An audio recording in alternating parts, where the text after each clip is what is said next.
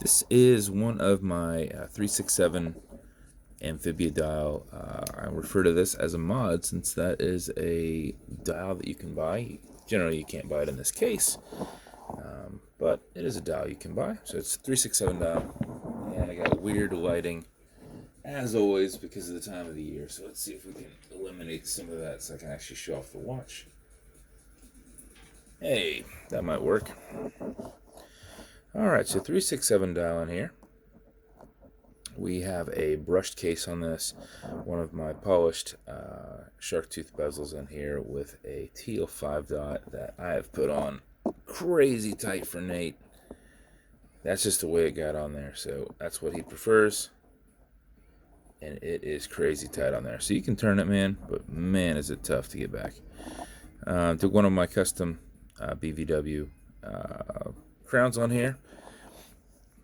Low profile exhibition caseback steel movement holder and one of my signed rotors.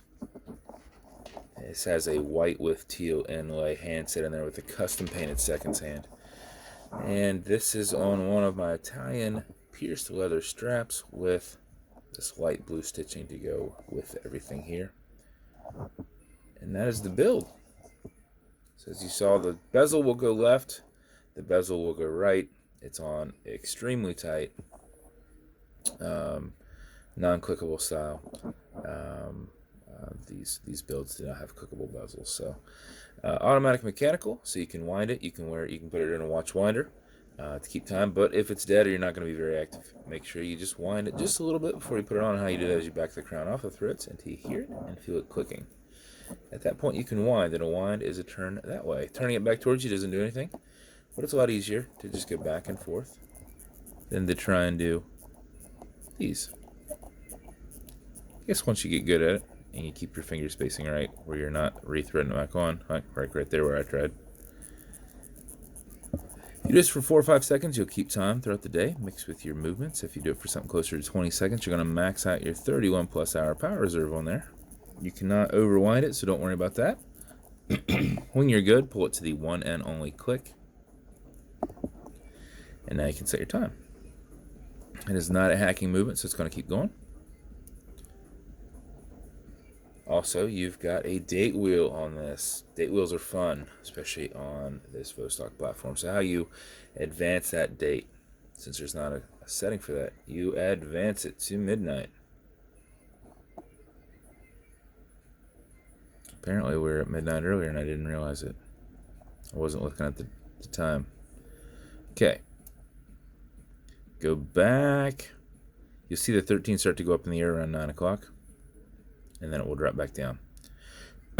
Once it drops back down, I go ahead and go back to 8 o'clock. Just to make sure it's realigned itself. Advance it back to 12. Now it advances.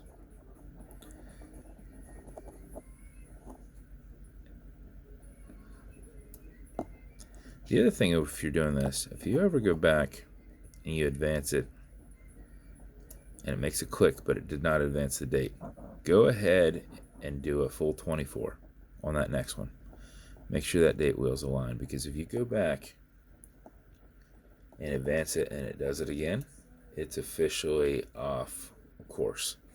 You have to take apart everything and realign your date wheel. And I've found that if that's ever happened to me, if I've advanced it for 24 hours, I have realigned it and it clicks back. Now, once it's off track, you're done.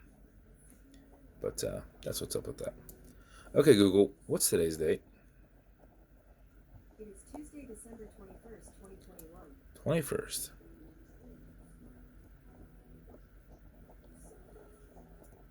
Okay, Google, what time is it? It's 10:04 a.m. 10:04 a.m.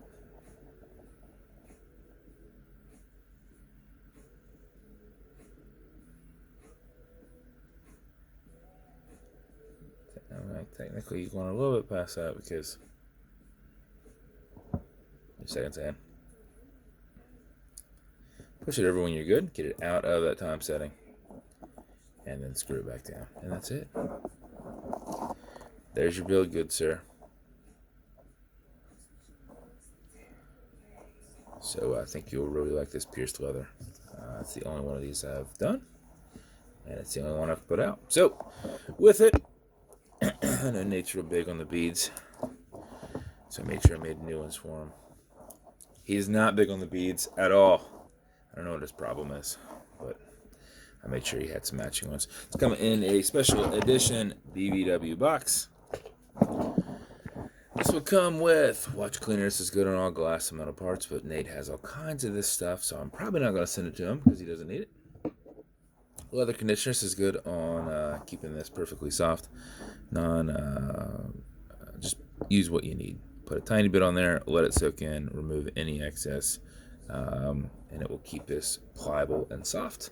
And then lastly, some Novus 2, which is some fine scratch remover. This is repackaged off of Amazon. It's like polywatch because you've got an acrylic glass and you can scratch it, but if you do put a tiny bit on it, buff against it, filling that scratch, and generate some heat with your thumb using your included microfiber, and you will get it buffed out in, I don't know, 20, 25 seconds. So that's your build, sir. Appreciate your time, man. And it's headed your way today with the other watch I'm about to do a video for. So appreciate you, man. And if you want me to build you something custom and unique, reach out and I'll see what I can do. And if you want to continue to see videos like this, like and subscribe as I put them up all the time. Thanks, guys.